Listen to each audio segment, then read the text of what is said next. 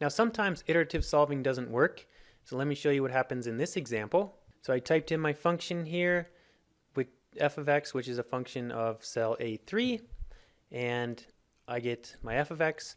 Now I just put a pointer formula. The new x is going to be the old f of x, and I can drag this down, and you notice that it doesn't converge.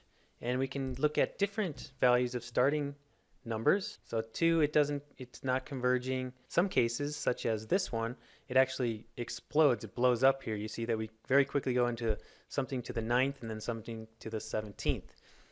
Sometimes iterative solving doesn't work. In that case, what we need to do is rearrange our function such that we're solving for a different x. So what I've done here is I've solved for this x in the numerator here on the right hand side in terms of the other x's. So I've isolated an x, and I have a new x equals f of x. And I put the equation in here. The new x is the old f of x. And it looks like we are converging on something. We're getting closer to an answer. And I could go more iterations if I wanted to.